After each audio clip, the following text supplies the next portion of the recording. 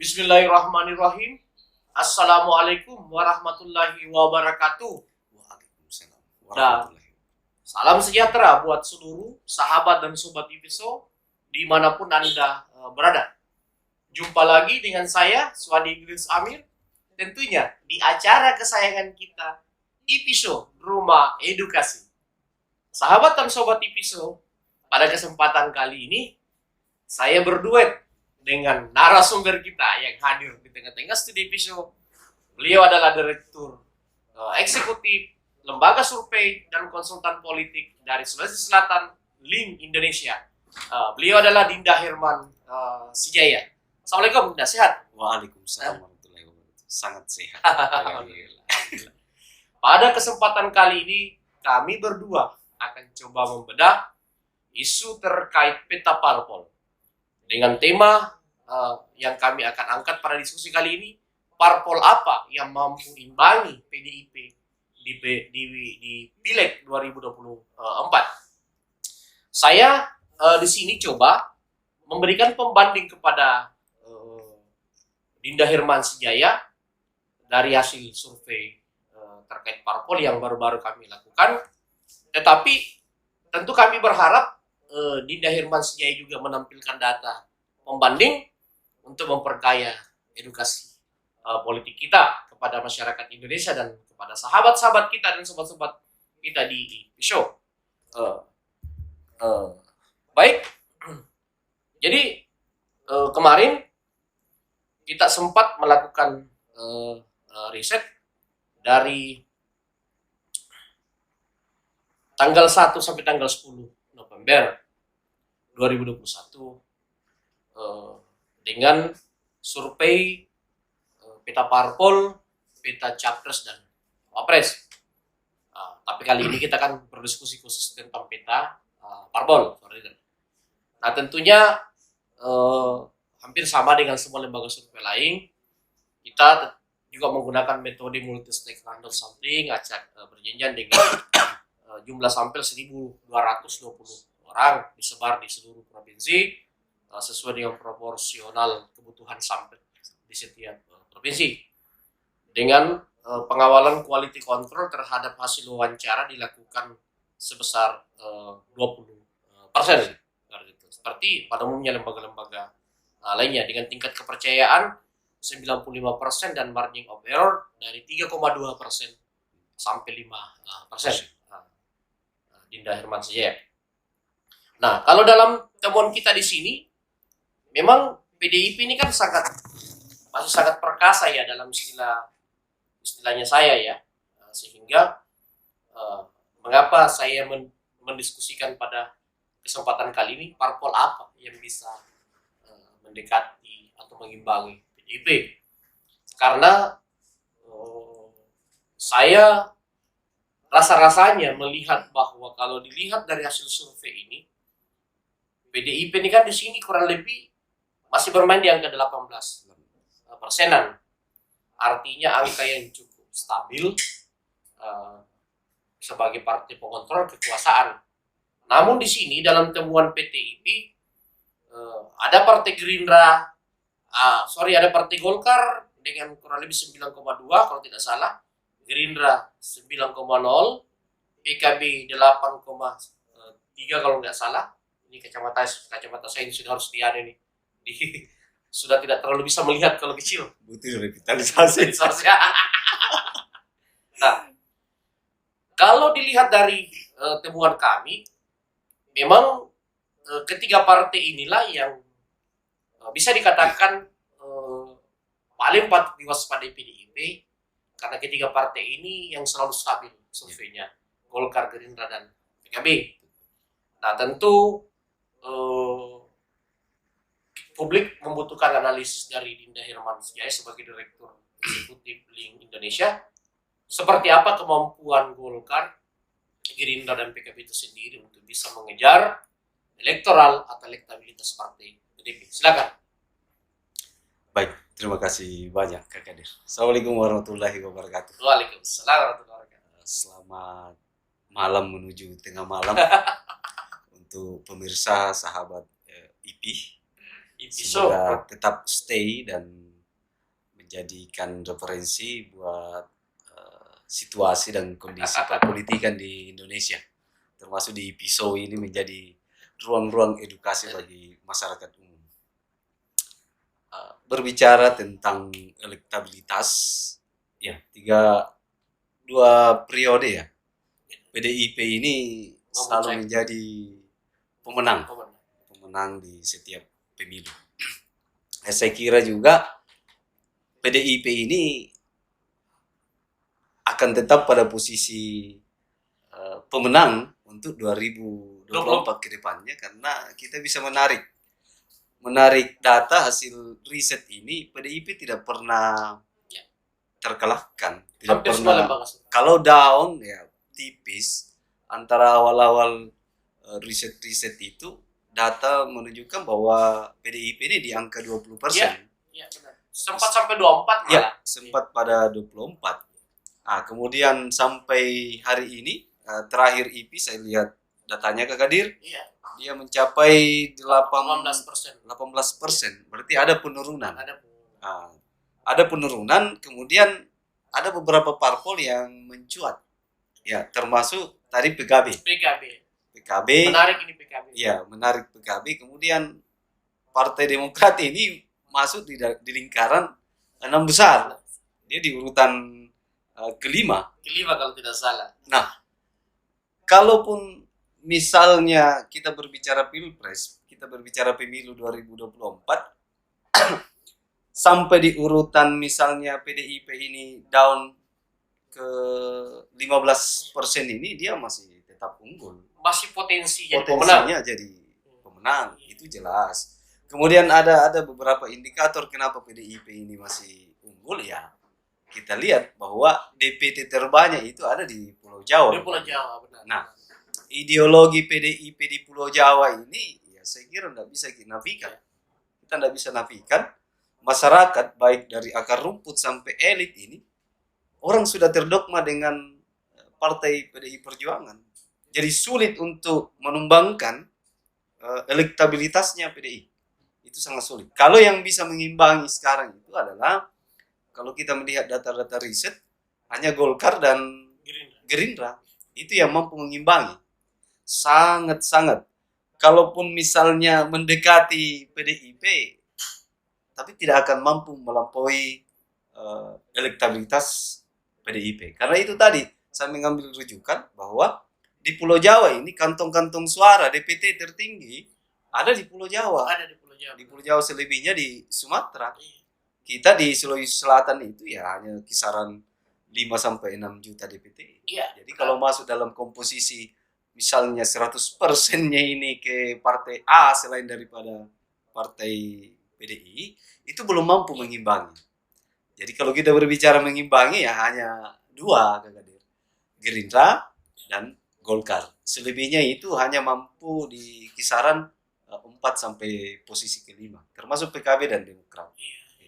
Baik, pembuka dari Direktur Link Indonesia Dinda Herman Sejaya.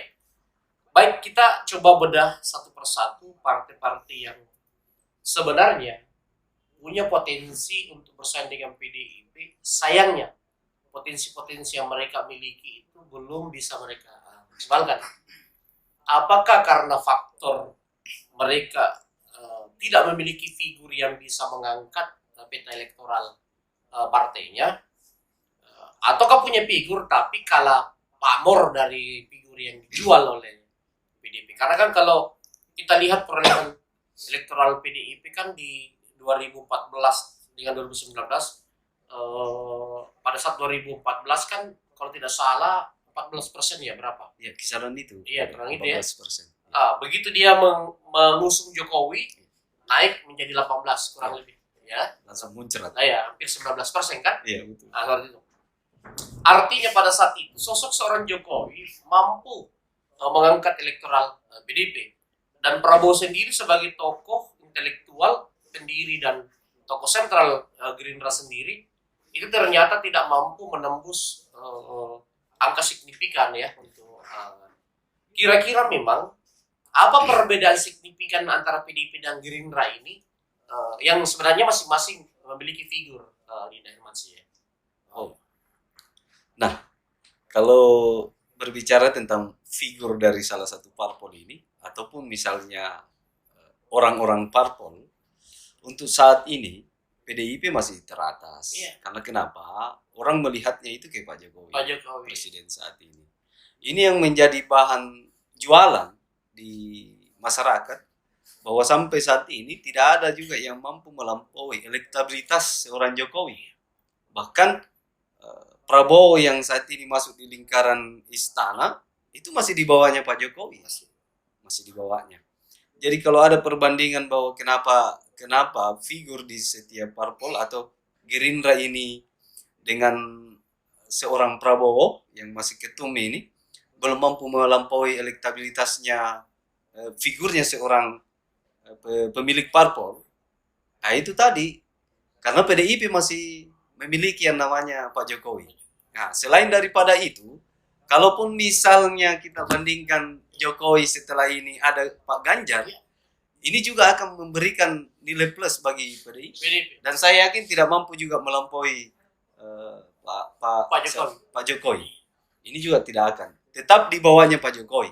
Tapi kalau Pak Jokowinya sudah tidak ada, kemudian figur Ganjar Pranowo, Gubernur Jateng ini masuk di ranahnya PDIP, Pak Prabowo juga ini belum mampu imbangi Ganjar. Saya yakin itu, karena kenapa? Ideologi yang ditanamkan oleh parpol PDIP ini sungguh sangat-sangat banyak fanatiknya.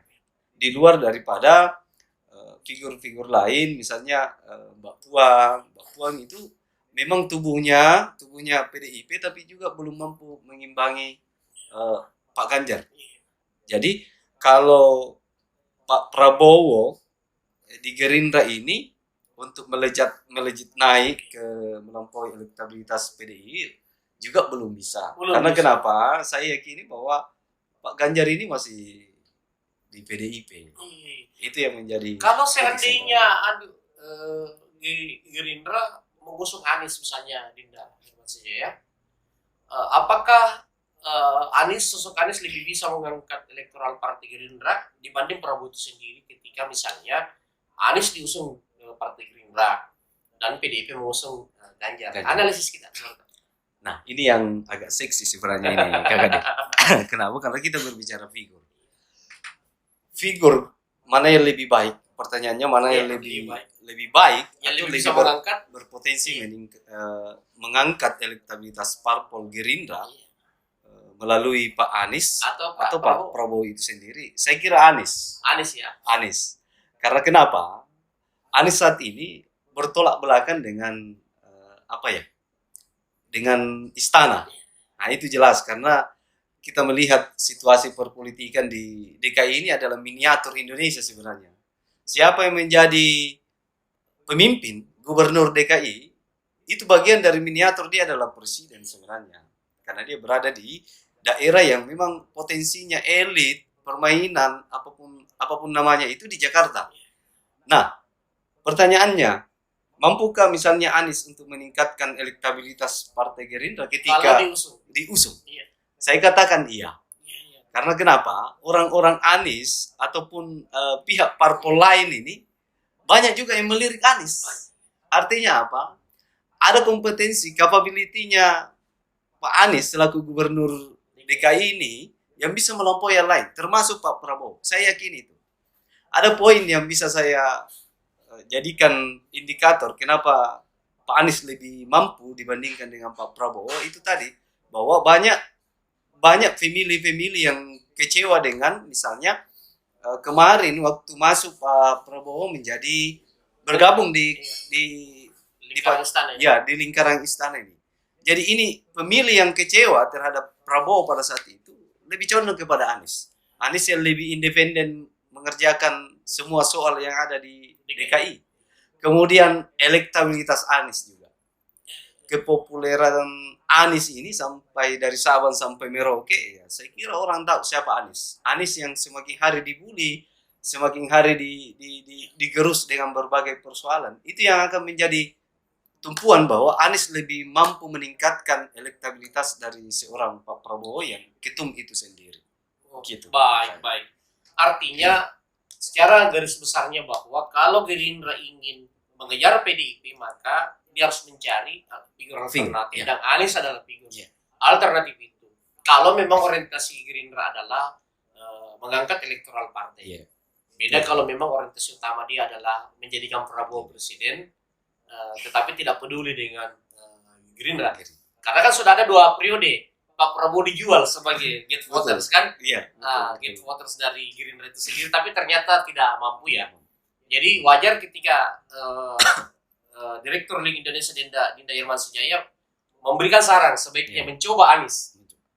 Selain misalnya bisa mengangkat elektoral partai, juga kemungkinan potensi menangnya lebih terbuka dibanding Pak Prabowo itu sendiri. Betul. Baik, selesai kita bedah Gerindra. Kita ke Golkar. Ada apa dengan Golkar ini? Golkar yang sangat perkasa di era Orde Baru dan pada saat awal-awal reformasi, setelah kalah dari PDIP kembali dia merebut kemenangan ya. Kalau tidak salah kan di 2004 dia kalah. 2004. 2009 dia menang. Ya menang 2009. Dia kalahkan PDIP. Kalau tidak salah ingat seperti itu. Nah, apa yang hilang dari tradisi Golkar? Dan apa yang membuat Golkar ini susah bangkit, susah merebut kembali kantong-kantong suaranya?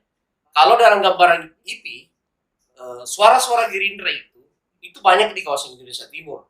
Suara-suara Nasdem itu banyak di Indonesia Timur. Yang notabene adalah kantong-kantong suara real Golkar di era Orde Baru dan di awal reformasi. Apakah faktor-faktor kehadiran partai-partai ini membuat tergerus, dan kira-kira siapa yang bisa mengurus PDIP? Karena kalau Golkar ini kan jelas. Jelas. Dan mungkin yang perlu kita bedah adalah seperti apa mesin Golkar saat ini di mata Dinda. Nah, kenapa Golkar masih stagnan, tidak mampu meraih kemenangan ya? Tidak bisa mengangkat 2 kali periode ini yang selalu diambil alih oleh PDIP. Ada beberapa faktor Golkar kenapa tanda tanya besar ini Golkar, bahwa suara Golkar adalah suara rakyat. Yang menjadi kata kunci kemarin itu adalah lebih banyak Golkar ini kader-kadernya banyak menyumbangkan dari sektor korupsi. Itu jadi kendala ya. Ya itu dari sektor korupsi. Kemudian di dalam tubuh Golkar juga ini hilang semua figur-figur get voter ya. Tokoh sentral dari Golkar ini tidak lagi bermain di Golkar.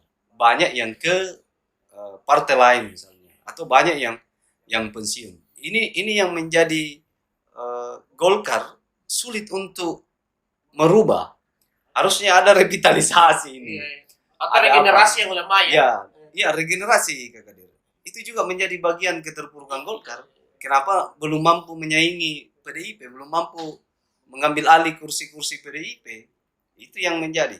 Jadi kalau dari segi koruptor ya itu banyak. Kemudian tokoh-tokoh sentral di Golkar itu juga sudah hilang. Kemudian regenerasi yang yang mereka coba bangun di Golkar ini belum juga mampu. Itu yang menjadi soal sebenarnya. Kenapa Golkar masih terpuruk? Baik. Artinya memang banyaknya elit-elit beliau yang terlibat kasus korupsi yang itu mengikis citra positif Golkar ya, dan diganti dengan citra negatif. Nah, sekarang kita coba bedah Demokrat. Apakah Demokrat dengan situasi politik saat ini itu tidak bisa mengambil keuntungan dalam mengangkat elektoral partainya? Kira-kira apa yang salah dari strategi Demokrat ini dalam kacamata Dinda Irman Sijaya, sehingga Demokrat ini kelihatannya masih berada di urutan ke-5 ke-6 dalam survei IP. Tapi kalau dalam survei-survei yang lainnya juga yang saya pantau, itu juga hampir sama dengan survei yang kami temukan. Dia juga masih berada yang ke-5, 6, 7 seperti itu. Apa kira-kira masalahnya? Cara memposisikan diri dalam 10 tahun terakhir ini yang salah, atau berubahnya mesin politiknya ya dari figur-figur senior menjadi figur-figur muda yang belum populer yang menjadi penyebab, atau SBY memang yang sudah kehilangan pamor? Nah ini ada salah satu kendala juga bagi Partai Demokrat. Ada juga beberapa faktor, banyaknya kisruh dari Internalnya. internal semenjak Ketum Anas Urbaningrum yang tersangkut korupsi. Pas disitulah Demokrat Anjlok. terpecah, anjlok. Karena kenapa? Loyalis Ketum Anas Urbaningrum ini masih banyak yang bertahan di Anas Urbaningrum. Itu juga sehingga Partai Demokrat ini karena terpecahnya antara kubunya Anas dengan kubunya Pak SBY, sehingga alternatif lain yang ingin dibangun oleh Pak SBY ini tiada lain adalah orangnya sendiri. Nah, hasil dari pemikiran Pak SBY ini mengambil langkah kebijakan membentuk bahwa yang boleh melanjutkan Demokrat ini adalah AHY. Sedangkan AHY ini baru dari sektor perpolitikan ini semenjak maju sebagai calon gubernur baru muncul namanya di ruang-ruang publik. Popularitasnya aja belum sampai 70 dalam temuan PTI. Belum sampai. Belum pernah sampai di situ Kakak. Iya, betul. Itu yang menjadi kendala juga bagi Partai Demokrat. Sehingga AHY saat ini Demokrat lebih populer dibanding dia. Iya, Demokratnya. Lebih populer dibanding bukan ketumnya, AHY-nya. Iya. Ini temuan kami. Iya, betul. Kemudian terbalik. AHY ini berusaha bahwa saya dulu baru Demokrat. Figur yang dia bangun dalam dirinya ini belum mampu mengimbangi juga Demokrat. Harusnya mesinnya ini diperkuat ya. Mesti karena dia belum bisa mengimbangi popularitas partai. Iya, betul. Harusnya mesinnya. Iya. Kemudian masuk lagi dalam kasus-kasus yang merundung Partai Demokrat, termasuk KLB ini yang membuat agak sulit juga untuk Demokrat bangkit kembali. Untuk memantik simpati dari publik bahwa Partai Demokrat di bawah naungan Ketum AHY ini merasa tersolimi. Ini yang belum mampu publik baca. Dia belum mampu mengemas itu ya. Mengemas itu. Sebagai isu yang seksi. Ya, betul. Belum mampu mengemas. Karena kenapa? Di ruang-ruang publik ini ataupun di warkop ini, masyarakat mampu membacanya bahwa ini adalah permainan semata. Permainan bagaimana meningkatkan citra Partai Demokrat ini melalui AHY. Artinya pola Demokrat sudah terbaca ya. Iya, itu. Sehingga masyarakat mampu membacanya. Nah, ini yang jadi kekeliruan sebenarnya bagi Partai Demokrat. Berarti harus berubah strategi. Tentu. Karena kenapa? Dari kasus ini sebenarnya ada pendewasaan di mana merubah jalur strategi yang lebih efektif. Karena kan setiap strategi yang ditawarkan oleh AHY, baik dari Pak SBY itu sendiri, dibaca oleh pihak luar. Ini. Bahkan masyarakat awam pun sudah mampu paham pula itu. Iya, betul sekali itu Kak Gadir.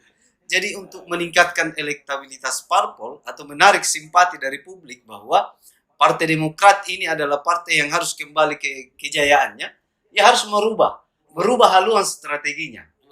Itu yang paling terpenting bagi Partai Demokrat. Karena kenapa dari hasil data survei ini Partai Demokrat hanya memasuki dari 6 besar.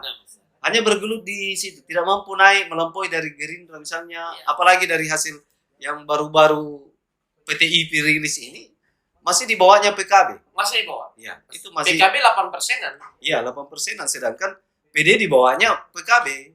Nah, mestinya ini dari PKB ini kita tidak terlalu melihat mencuat di sosial media. Justru strategi PKB ini yang kita baca bahwa mungkin dia langsung ke akar rumput atau ke mesin parpol sehingga keterpilihannya di masyarakat itu bagus.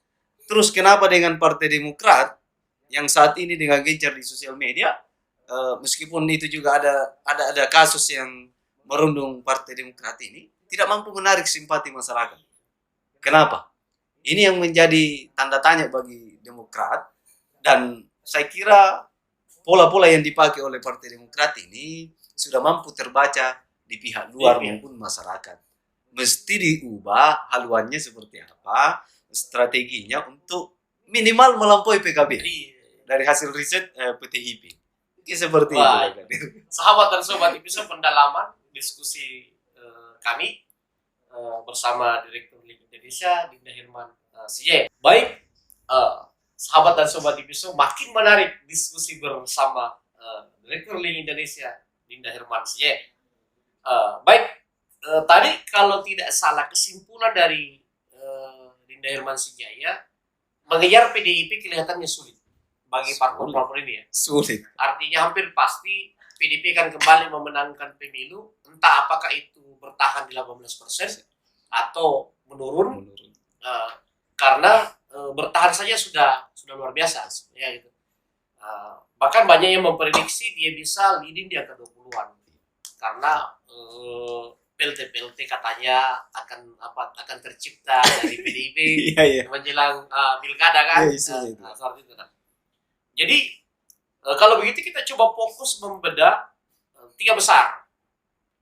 Saya sendiri melihat dari hasil survei ini, kelihatannya yang berpotensi berebut 3 besar itu PDIP kan sudah pasti. Adalah Golkar, Gerindra, dan PKB. Kalau analisis kita, Dinda Herman, PKB dengan kekuatan basis Nahdlinya, apakah cukup untuk bisa mengantarkan partai ini bersaing sampai ke 3 besar, dalam arti kata bersaing dengan Gerindra dan Golkar? Walaupun sebenarnya kalau kita lihat dari ketokohan seorang Caimin, itu tidak berbanding lurus dengan pergerakan PKB. Kalau dilihat tren PKB kan sangat bagus, tapi tidak berbanding lurus dengan Caimin yang menjual dirinya sebagai bakal calon presiden.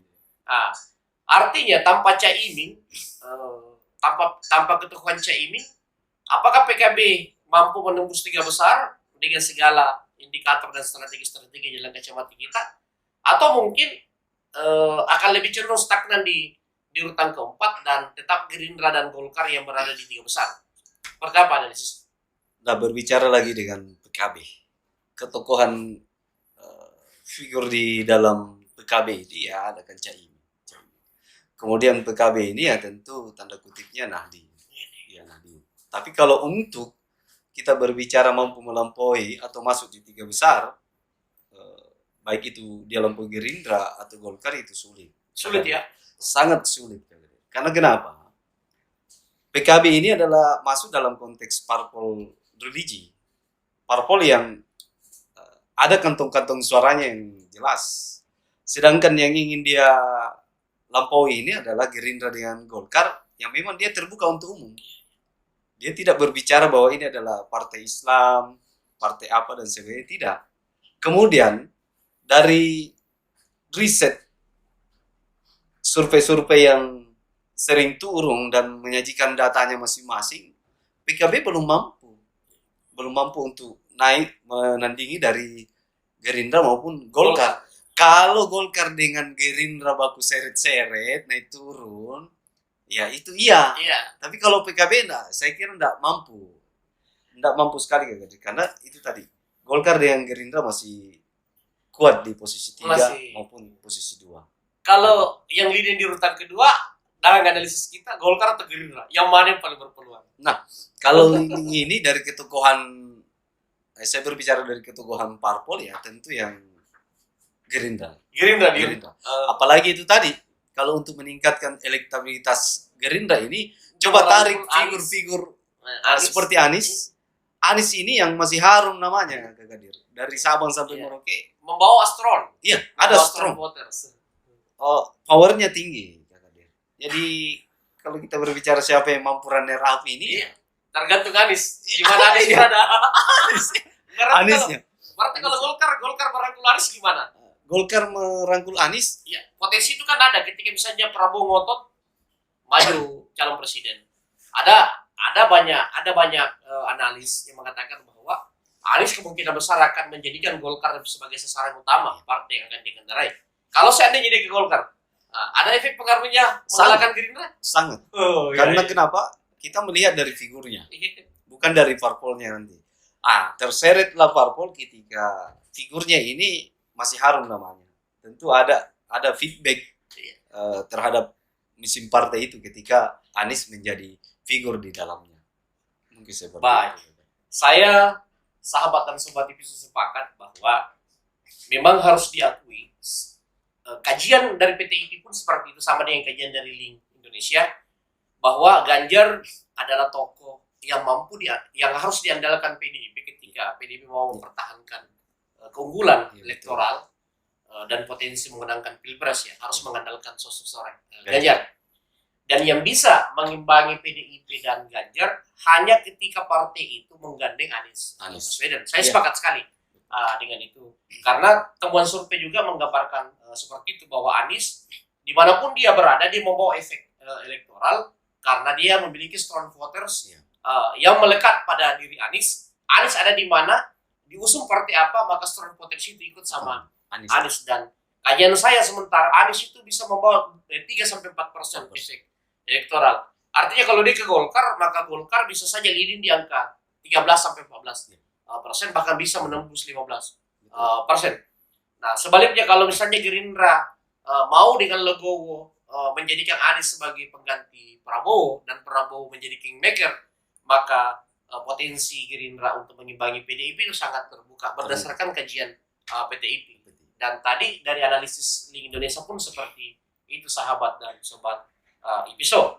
Baik, sebelum saya tutup, saya gambarkan secara lengkap di sini bahwa PDIP pertama dengan 18% kurang lebih, kemudian Golkar 9,2, Gerindra 9,0, PKB 8,3, kemudian Demokrat 6,9, Nasdem 6,4, PKS 4,2, P3 3,5, PAN 3,2, Hanura 1,8, Perindo 1,2, PSI 2,3, dan yang lainnya 0,5, dan partai-partai baru ada yang terekam dan ada yang tidak terekam. Nanti masyarakat Indonesia dan sahabat dan sobat IPSO bisa melihat di slide yang akan tampil nanti di IPSO. Terima kasih kepada Direktur Link Indonesia, Linda Herman Sejaya. Saya menunggu hasil risetnya untuk dipaparkan di IPSO terkait pilpres maupun terkait pilgub Sulawesi Selatan. Nah, pada kesempatan kalau selesai riset ya. Siap.